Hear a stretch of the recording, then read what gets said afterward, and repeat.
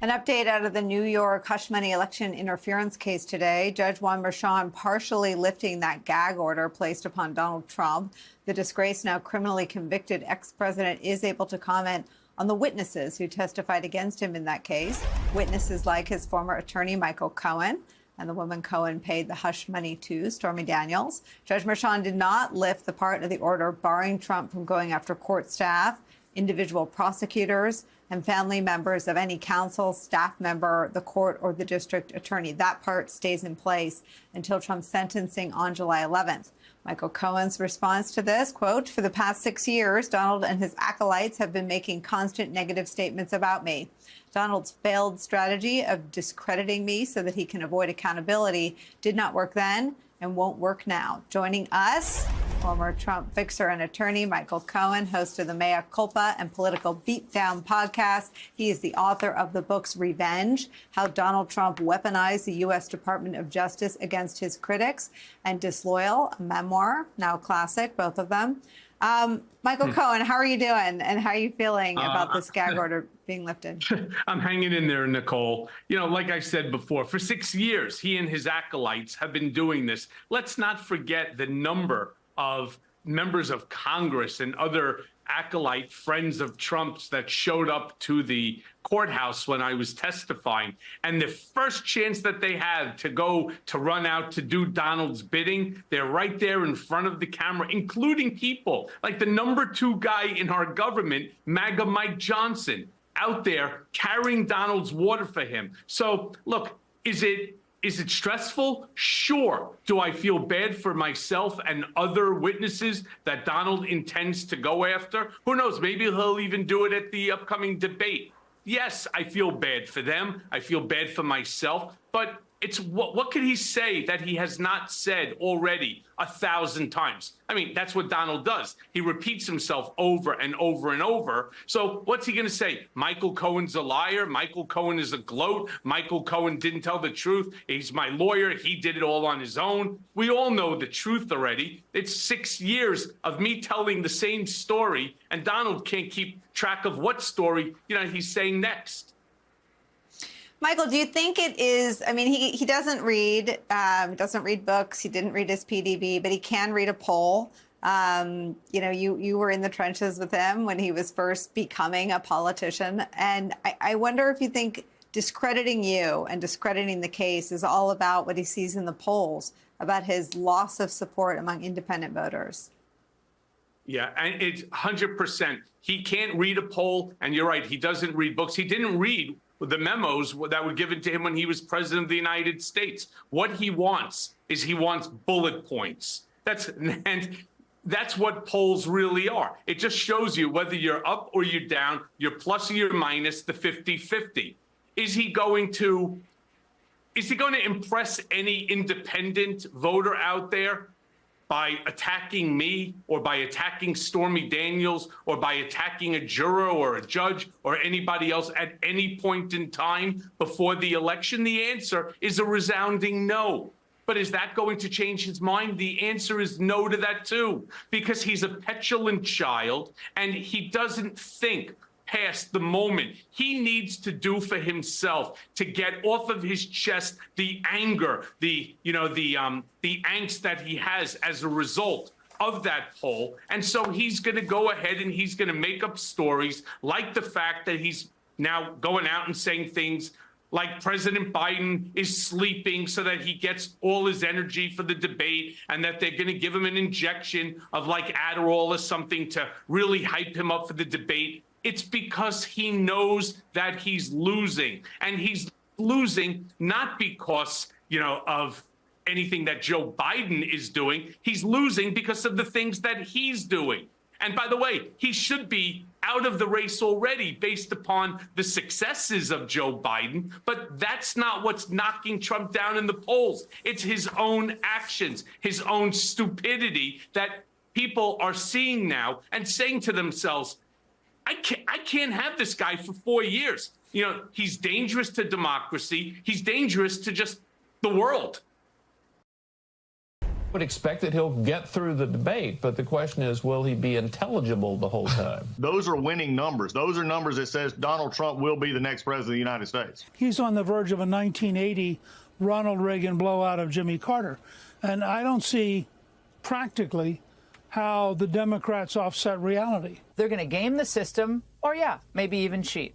How are we ever going to accept the results of this election in this kind of landscape? Let's say by some weird, miraculous chance that we didn't see coming, given that Trump is ahead, has a 66% chance of winning, looks like he's going to get the electoral count, and Joe still wins. Well, then what do you do after you win? How do you convince anyone that's real? Imagine if that was all the information you took in, right, between today and Election Day. If that was all you knew about the election, a distorted, bizarre, alternate reality not rooted in truth, where right now Donald Trump is, by their telling, so far out in front in the race for president in 2024 that the only thing standing between Trump and the White House again are the cheating Democrats. I guess that's how the conspiracy goes. What makes this alternate reality, this Fox News fantasy delusion, so dangerous is that conservative media, and Trump himself for that matter, are priming viewers and Trump supporters to reject any election that results in anything other than a Trump victory, such as the second Biden term, and to then once again accept a big lie about non-existent fraud. It's a political movement with a proven track record of inciting and leading to violence, such as on January 6th. But at the moment, as reported in the Washington Post, quote, the nation is experiencing a lull in political unrest. In fact, one of the quietest periods that extremism researchers have recorded in recent years. It might sound counterintuitive, but the phenomena are related. Because like we said, at the moment, Trump supporters are sure, they're positive. They've been told by Greg Gutfeld and Jesse Waters and Laura Ingraham specifically that he's going to win. And there's no need for violence, at least not yet, because the only way he loses is if Joe Biden and the Democrats cheat.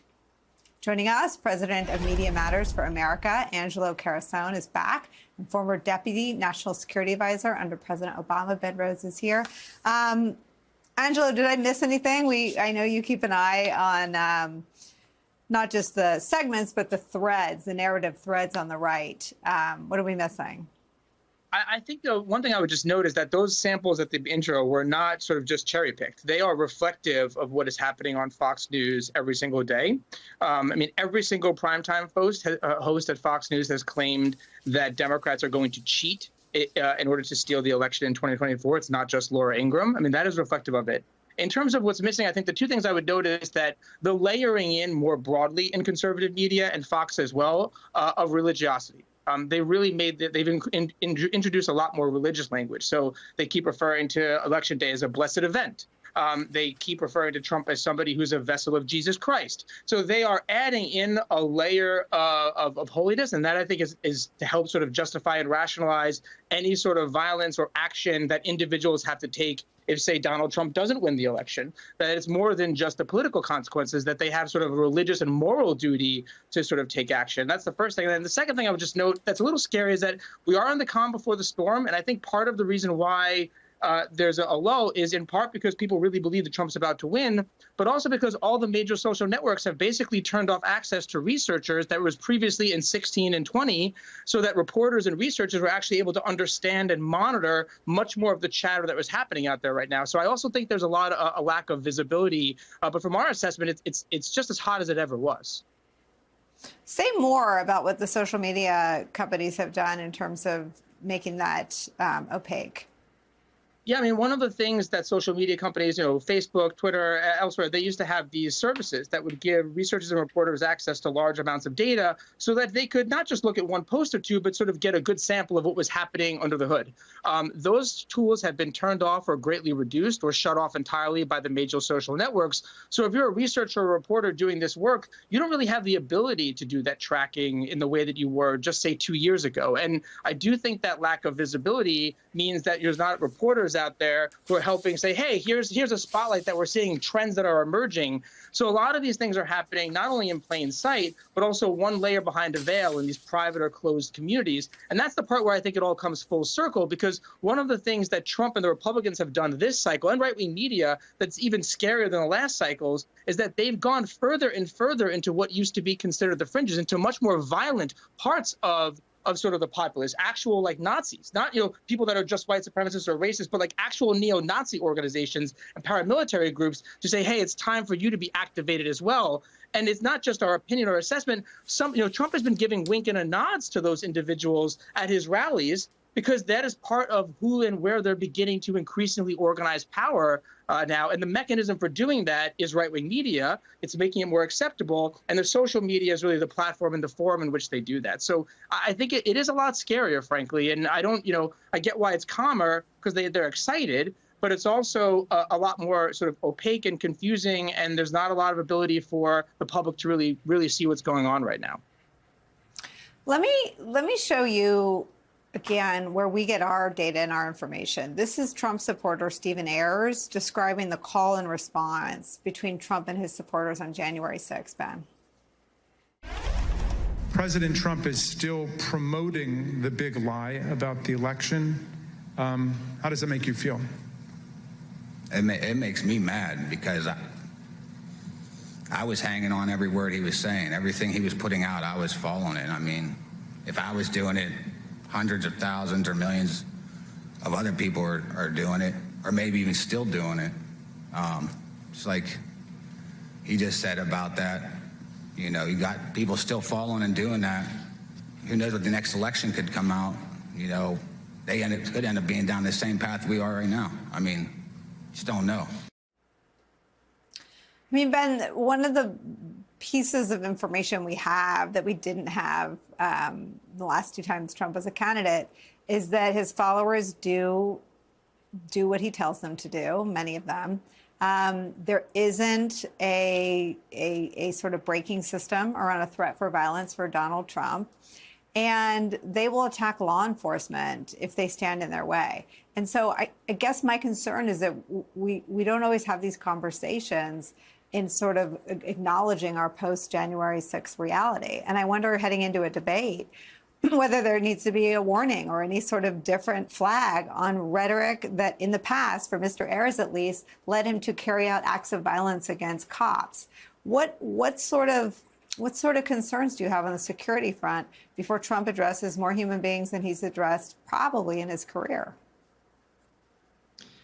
Well, I think what you see is this kind of symbiosis between Trump and right-wing media, and it's always been a chicken and egg as to who's leading and who's following between those two. But if I think back, I mean, part of the reason I think we should be so concerned is that if I think back, to 2008, Fox News wasn't nice to Barack Obama, but it was kind of like, we're going to throw a lot of stuff at Barack Obama, and then he won, and they dealt with that. There was no questioning of legitimacy of the election. 2012 was a harder thing for them to swallow, but still. And then even through 2020, you saw some of this before the election, but nowhere near the scale that we're seeing now. And so the point is, there's been an evolution in the information environment into which it is now completely normal for there to be regular, allegations that the Democrats are going to steal the election. There's a kind of messianic, air to Trump and his campaign. This is more than zero sum. This is like an existential battle in which there's no result that is legitimate other than Trump winning. And so all that is plowing the ground beforehand. It's kind of like a radicalization process where that there's an event on the calendar of the election, and that there's millions of people who are being conditioned to believe that one result is totally legitimate. We haven't been there before, Nicole. I mean, that wasn't necessarily the case in the run-up to 2020 because Trump was president, and it felt like, their guy was calling the shots. And so now, from this insurgent position, they're basically being told there's no outcome that's legitimate other than him winning, and because he's leading the polls, there's no way that it can possibly be true that he loses if that happens. And again, if you're looking at this from a kind of pure radicalization standpoint, they're creating a massive information ecosystem designed to make people believe that.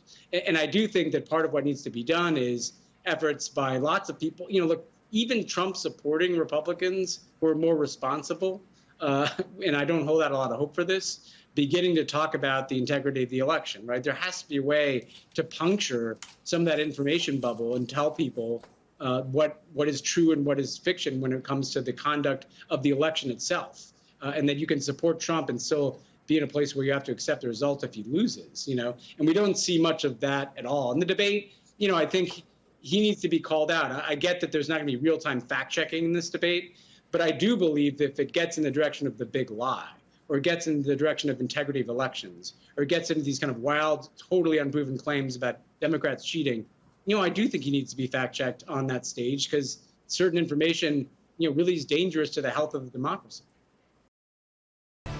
If the only things about being pro-business were regulation and taxes, then you go, okay, great. It's whoever goes lower regulation, lower taxes. The rule of law is what has made America very special. It has made an environment for business that has been spectacular, a glowing beacon to the entire world. It's the trust that other countries have in us and our system and how we interact, which allows our industries to export and allows the dollar to be the reserve world currency of the world. And that's the reason why Biden is fundamentally, no matter what, more pro-business than Trump. Hi again, everyone. It's now 5 o'clock in the East. Who would have thought that Donald Trump's 4 indictments, 34 felonies, and 3 civil judgments might not be so good for business after all? That was billionaire LinkedIn founder Reid Hoffman shooting down the disgraced ex-president's oft-repeated claim that he is the candidate preferred by the business community in America.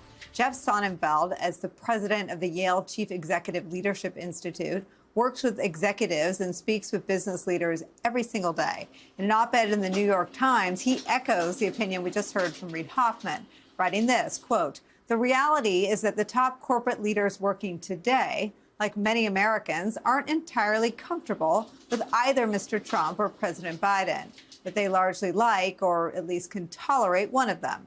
They truly fear the other. If you want the most telling data point on corporate America's lack of enthusiasm for Trump, look where they are investing their money. Not a single Fortune 100 chief executive has donated to the candidate so far this year, which indicates a major break from overwhelming business and executive support for Republicans. Those assertions are backed up by the numbers. Reporting in Axios notes that the last time a non-Trump Republican incumbent was running for president in 2004, George W. Bush, picked up the support of 42 CEOs. Axios concludes, quote, roughly 2/3 of CEOs are registered Republicans, but they are not MAGA. And not surprisingly, Trump's demeanor is unlikely to win them over now. During a meeting with the Business Roundtable earlier this month, Trump reportedly failed to impress the CEOs there. Several said he was, quote, remarkably meandering, end quote. Days later, he made this stunning post on his social media account, quote, business executives and shareholder representatives should be 100% behind Donald Trump, exclamation point. Anybody that's not should be, all caps, fired for incompetence. A blatantly autocratic position, a rather insipid one. Either support me or face the consequences, exclamation point. Which gets us back to Jeff Sonnenfeld's piece, quote, chief executives are not protectionists, isolationists, or xenophobic. And they believe in investing where there is the rule of law, not the law of rulers. It's where we start the hour with some of our favorite experts and friends. Senior Associate Dean at the Yale School of Management, the aforementioned and quoted Jeff Sonnenfeld is here. Plus, the host of the On Brand podcast, Donny Deutsch, is here. Jeff, I've been asking this question on this show for months now, and you answered it for me. Where is the business community? Just say a little bit more about, one, how they view Trump, and two, why they are largely silent about it.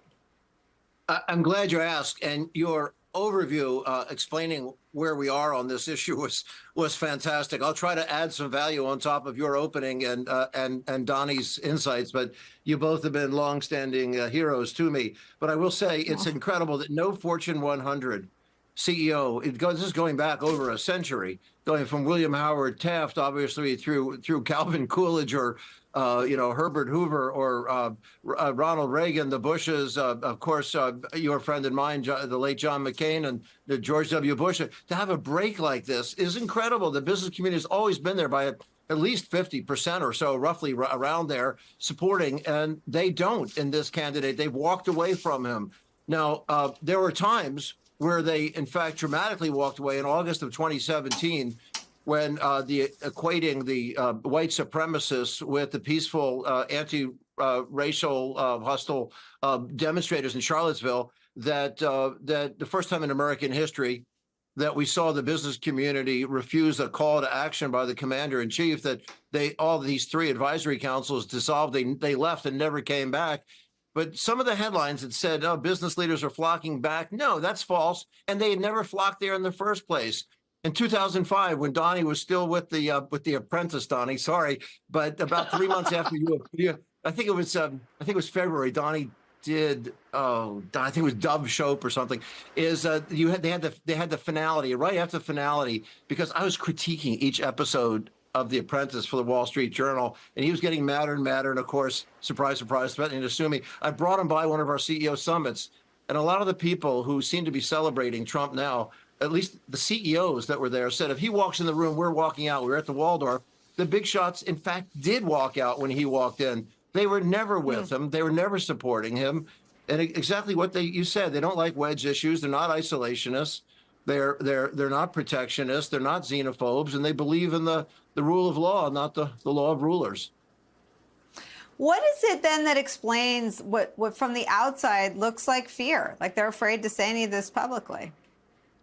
Well, here's a little twist that every viewer won't love, is in the 1960s, where only Donnie, I think, was old enough to remember, that the social change was being led by... compliment and you insult. That's okay. We'll take both sides of that. Well, I don't know if the Dove Soap was the compliment. I remember I think you condemned both presentations of both teams on The Apprentice. So yeah, and people got mad at you, and I like that. Is that in the social change in the 60s, we had clergy across faiths linking arms. We had trade union leaders. We had professional associations, university presidents.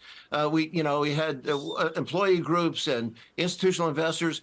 That the CEOs getting out in front, and they will again if there's a catastrophe, is they shouldn't be out there alone. They're hired hands working for these other stakeholders. So we would like to see civil society speak out in addition to the CEOs. But the CEOs, they're certainly not lining up behind Trump. And Trumpaganda is out there promoting the image that they are, which is, being gobbled up by some on the skeptical left that these CEOs aren't to be trusted. They're not behind Trump. And of course, everybody on the right is trying to say, oh, he's such a shrewd business leader. They all think he knows how to manage the economy and great enterprises. And that's of course, nonsense. They hate his economic plans. The tariff deals, all tariffs all the time are ludicrous. They would drive up inflation enormously, at least 3%, and tank the economy at least 1% or more. And retaliatory gestures on top of that from other nations, and going 60% up against China. We wouldn't be able to afford any pharmaceuticals, auto parts, apparel, or many other critical goods, chips. And then disastrous with the deficit.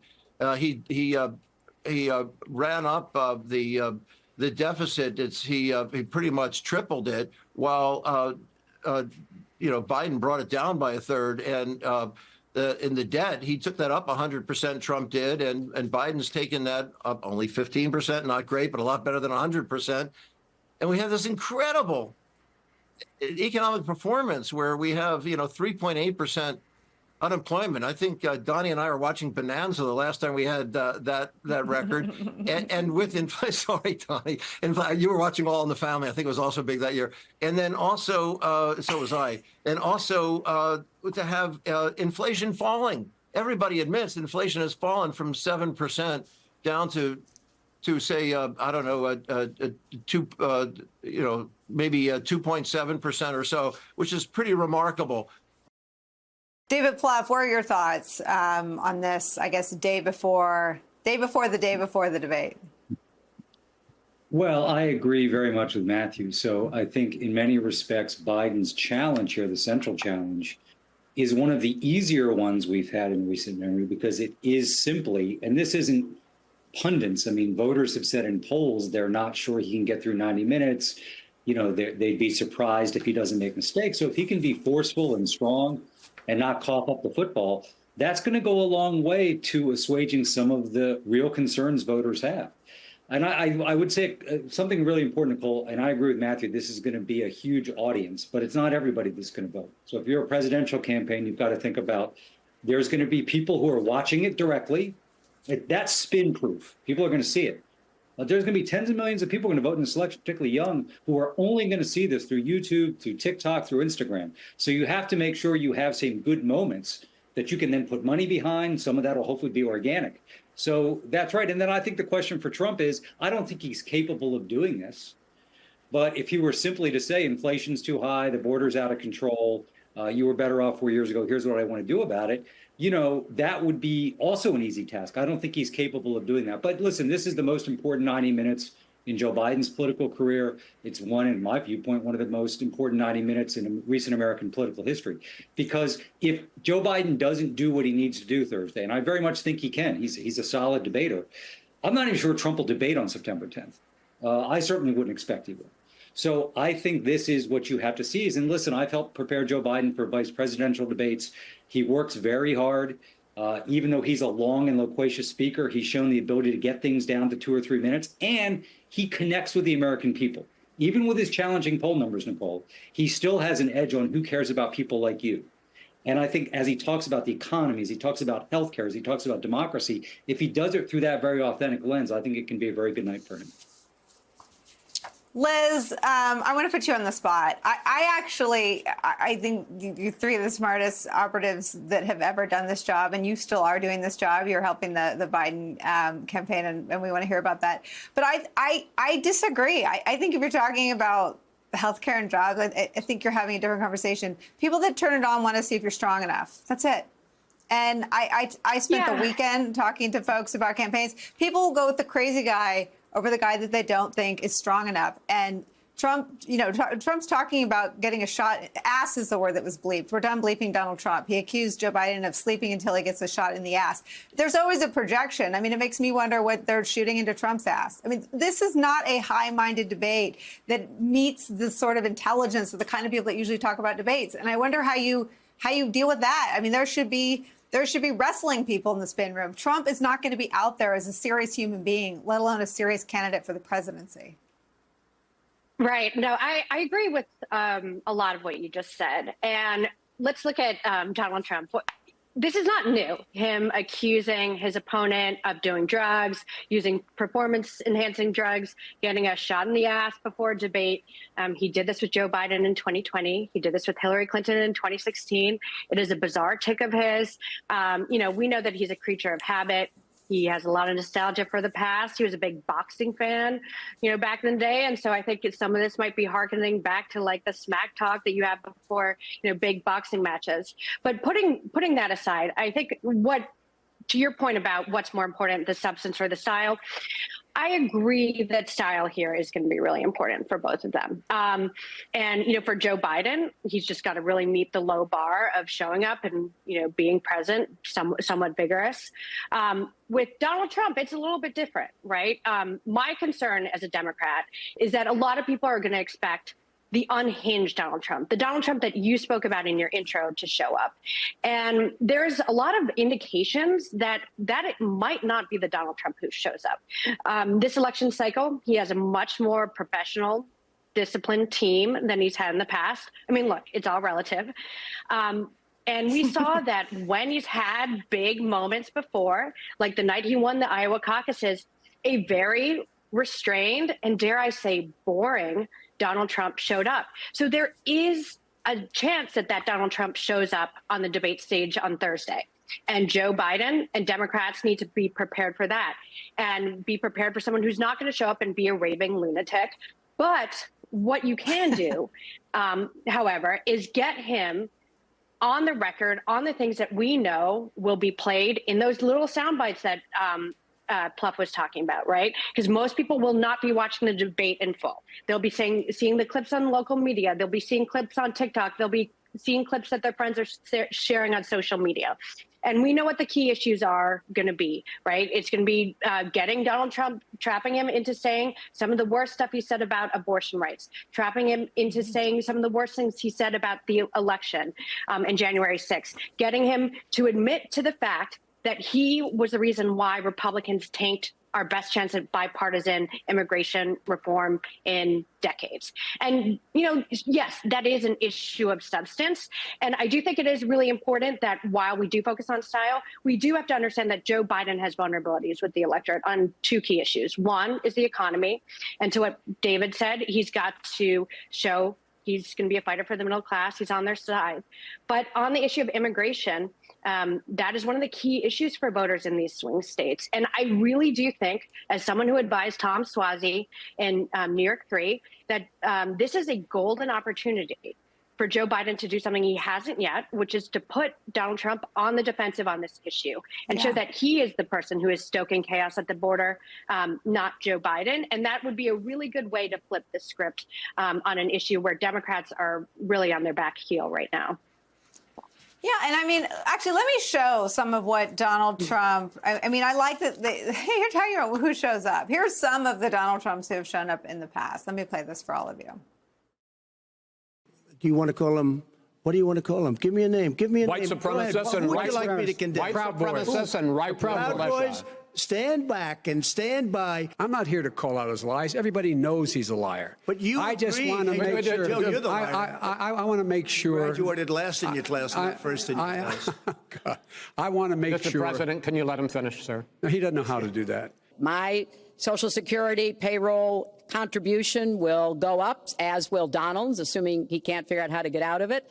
But what we want to do is to replenish the Social Security Trust Fund. Well, that's because he'd rather have a puppet as president of the United States. No puppet. And it's pretty clear. You're the puppet. It's pretty clear you won't admit that the Russians. I mean, Matt Dowd, I'm just thinking about debate prep, and I'm thinking about the moments that you can't plan for. And the State of the Union speech is the right parallel that Hillary Clinton draws, but and she's right to point out his response to the hecklers. But it's also, to what Liz is saying, the response in the room to immigration, when the Republican senator is sort of nodding and improving as a fact check on Joe Biden's side against the Republicans in the room. I mean, I guess if there's one fact to get through, is that Joe Biden was going to do a very Republican bill on immigration, and Donald Trump killed it. But the rest of it feels like an ability to stand up to a bully. How do you sort of prep for that in the momentness? Well, it's very hard to prep for the in the momentness. You have to actually lean on the natural abilities of the candidate, and I think Joe Biden has shown that he has some natural abilities to go off the cuff and do that in a way. Most of the time, I'm not saying all the time. There's been some instances where he hasn't done it well, but most of the time he does it well. I don't think you need to choose this. I don't think it's a false choice to say you either need to choose style or substance. I think you show strength and show what competence by the substance you talk about, including immigration. And I agree 1,000% with Liz on this. I'm surprised that the Democrats and Joe Biden hasn't used immigration as proactive in this. Not that they're going to win the issue on this, but actually put Donald Trump and the Republicans on the defensive in the course of this debate. But I think you show you're strong by having command of the substance and show what the American people. But I think fundamentally, when all is said and done, I think what Joe Biden needs to really relate is, and he needs to give voters a permission structure that says you may, and not say this directly, but you may have questions about my age, or you may not like me, but every day I'm working on my administration is working on behalf of you every single day. And by the way, I'm doing more for Trump voters than Donald Trump has ever done for Trump voters in the course of this. And Donald Trump over there is not doing anything any day of the week that helps anybody but himself. And I think while talking substance and showing his strength, he has to be able to say, you may not like me, but I'm working every day on your behalf. And you may not always agree with me, but that's my North Star. Donald Trump's North Star is himself. Why not say something about the age? Why not hang a lantern around your own problems, Matt Dowd, and just knock it out as an issue? a cell phone. Well, I think he could do it. I mean, if I spent 15 minutes, I could come up with kind of a funny line on this in the course of this. I've always thought about the choice here, and I'm not saying you say this, but I always thought about the choice here is the choice. If you have to, Nicole, if you want somebody to house sit your home and you have two elderly gentlemen that you have a choice between, and you have to pick the two elderly gentlemen that to house sit your home. One, this guy named Joe Biden, who is elderly, he may forget to turn the porch light off, and he may take a nap or two while you're away from the house. That's Joe Biden, but he's going to water your plants and feed your dog. Donald Trump, the house sitter, will kill your plants, sell your furniture, and kill your dog, and probably let the burglars in so he can split the profits on whatever the burglar is going to get. That's the choice between two older people that are going to sit your house. Somebody forgets the porch light, and somebody's going to sell your furniture and kill your dog. Hey there, MSNBC fans. I'm Luke Russert, and be sure to join me, Rachel Maddow, Jen Psaki, Lawrence O'Donnell, Steve Kornacki, Joy Reid, and many more September 7th in Brooklyn, MSNBC Live Democracy 2024. Click on the link for ticket information. We will see you there.